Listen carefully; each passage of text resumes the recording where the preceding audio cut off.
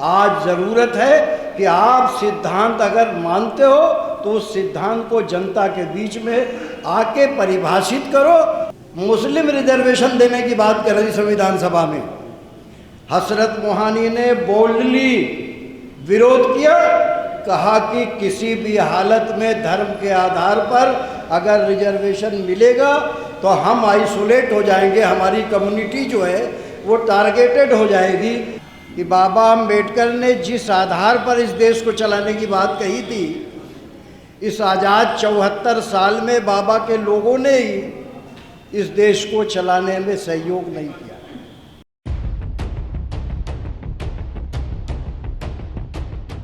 माननीय सम्मानित साथियों, इस विषय पर कुछ इतना विस्तार से चर्चा हो गई कि अब उस पर कोई बहुत लंबी बात करने का, हाँ, लेकिन ये ज़रूर है कि हमारे बीच में प्रोफेसर रतनलाल जी ने जो सवाल उठाया, जयशंकर गुप्ता जी ने भी जिस बात को कहा, दोनों में एक अलग दृष्टिकोण है। मेरा प्रोफेसर रतनलाल जी से आग्रह है कि हम लोग भी अपनी युवा अवस्था से ही आंदोलन में रहे, सिद्धांत पे रहे, सिद्धांत पे जिंदा हैं, परिणाम की परवाह नहीं की। लेकिन ये सत्य है कि बाबा अम्बेडकर ने जिस आधार पर इस देश को चलाने की बात कही थी, इस आज़ाद 74 साल में बाबा के लोगों ने ही इस देश को चलाने में सहयोग नहीं किया। हमारी दिक्कत जो है, संविधान सभा का एक भाषण और है माननीय अम्बेडकर जी का, और उसी सभा में मौलाना हसरत मोहानी ने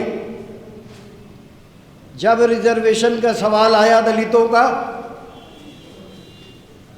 तो ये जो दक्षिणपंथी लोग हैं, मैं नाम नहीं लूँगा, देश के बहुत बड़े पद पर रहे हैं वो, जिन्हें बहुत सेकुलर लोग कहा करते थे, आपके बाद में बहुत बड़े पद पर रहे आज़ाद भारत में, उन्होंने दलित रिजर्वेशन को ड्रॉप करके मुस्लिम रिजर्वेशन के देने की बात कर दी। प्रोफेसर साहब, आपका ध्यान चाह रहा हूँ, मुस्लिम रिजर्वेशन देने की बात कर रही संविधान सभा में, हसरत मोहानी ने बोल्डली विरोध किया, कहा कि किसी भी हालत में धर्म के आधार पर अगर रिजर्वेशन मिलेगा तो हम आइसोलेट हो जाएंगे, हमारी कम्युनिटी जो है वो टारगेटेड हो जाएगी।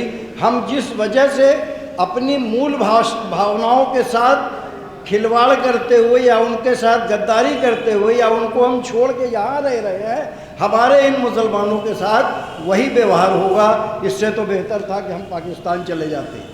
ये संविधान सभा का भाषण है। लेकिन हमारे देश की विडंबना ये है कि जब उसका दूसरा पहलू की मीटिंग हुई तो उस मीटिंग में बाबा साहब के अलावा किसी ने भी इस रिजर्वेशन के सवाल पर बात नहीं किया। देश आज़ाद होने के बाद आज हम रोना उस चीज़ का रो रहे हैं कि किसी ने कब्जा कर लिया, लेकिन कब्जा करने किसने दिया, हम इस पर भी बात करें।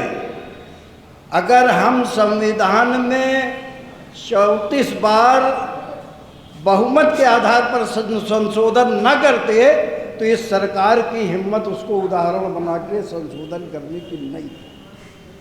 हम अपनी कमियों को भी ढूंढें। हमारे अंदर भी दक्षिणपंथी लोग हैं। मैं समाजवादियों से कहना चाहता हूँ, समाजवादियों के बीच में ये गैप क्यों आया? आज जो हालात समाज के बन गए हैं, कितने समाजवादी हैं, कितने सोशलिस्ट हैं, कितने कम्युनिस्ट हैं कि किसी मामला चिन्ह के सामने खड़े हो गए। क्यों नहीं खड़े हुए? क्यों नहीं खड़े हुए? सवाल ये है, हमें भी अपने दिल से पूछना पड़ेगा। सिद्धांत बताने से नहीं चलेगा, सिद्धांत दिखाने से चलेगा।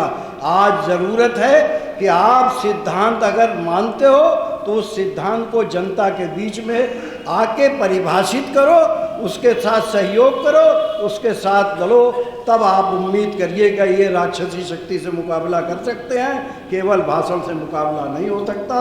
और मैं इस सत्र का समापन कर रहा हूँ। मैं इस बात को आगे इसलिए नहीं बढ़ाना चाहता कि एक अभी बहुत महत्वपूर्ण काम है डॉक्टर लोहिया की डॉक्यूमेंट्री का, उसको देखना है, इसलिए मैं इस जो ये सत्र है इसका, किसी को कोई सवाल पूछना है? किसी को कोई सवाल नहीं, तो मैं इस सत्र का समापन करता हूँ। धन्यवाद।